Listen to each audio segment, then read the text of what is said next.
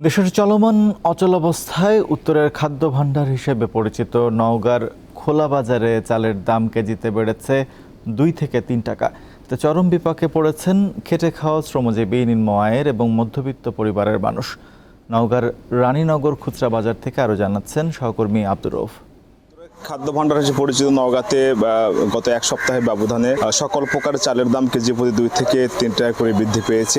আর চালের দাম বৃদ্ধি পাওয়ার কারণে কিন্তু বিশেষ করে খেটে খাওয়া দিনমজুর যারা রয়েছে তারা কিন্তু চাল কিনতে হিমশিম খেতে হচ্ছে। বিশেষ করে দেশের যে অচল অবস্থা, এই অচল অবস্থার মধ্যে খেটে খাওয়া দিনমজুর যে শ্রমজীবী মানুষটা আছে তাদের কিন্তু আয় কমে গেছে। আয় কমে যাওয়ার কারণে কিন্তু তারা বাজারে চাল কিনতে এসে হিমশিম যেমন খাচ্ছে, বাজারে অন্যান্য যে নিত্য প্রয়োজনীয় পণ্যের দাম একটু বৃদ্ধি পেয়েছে, যার কারণে সব মিলিয়ে কিন্তু নওগাঁর এখন বাজার দর কিন্তু ঊর্ধ্বগতির মধ্যে রয়েছে। দেশের এমন অচল অবস্থায় এমনিতেই তো আসলে মানুষের অস্থিরতা বিরাজ করছে। পুরো দেশ জুড়ে কারফিউ জারি করা হয়েছে, কিন্তু নওগাঁতে এখন পর্যন্ত শান্তিপূর্ণ অবস্থা থাকার কারণে কিন্তু নওগাঁতে প্রতিদিনই ভোর 5টা থেকে রাত্রি 10টা পর্যন্ত কারফিউ শিথিল করা রয়েছে। তো দেশের এমন অচল অবস্থাতে খেটে খাওয়া দিনমজুর মানুষরা এবং মধ্যবিত্ত শ্রেণীর মানুষরা কিন্তু সবচেয়ে বেশি বিপাকে পড়েছে। তাদের দাবি যে দেশের এরকম অচল অবস্থা তারা চায় না।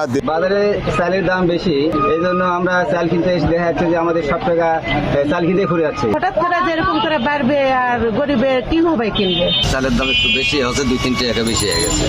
চাল আমরা কিনতে পারছি না, বেচতেও কষ্ট হতে পারবে। চাল সহ নিত্যপণ্যের যে বিভিন্ন পণ্য রয়েছে, নিয়মিত বাজার মনিটরিং এর মাধ্যমে সেই সব পণ্যের দামগুলো খেটে খাওয়া মধ্যবিত্ত মানুষদের হাতের নাগালের মধ্যে যেন আসে, সেই বিষয়ে কিন্তু প্রশাসন সহ সরকারের সুদৃষ্টি কামনা করেছে নওগাঁর মানুষরা। তো নওগাঁ থেকে এই ছিল আমার কাছে সর্বশেষ তথ্য।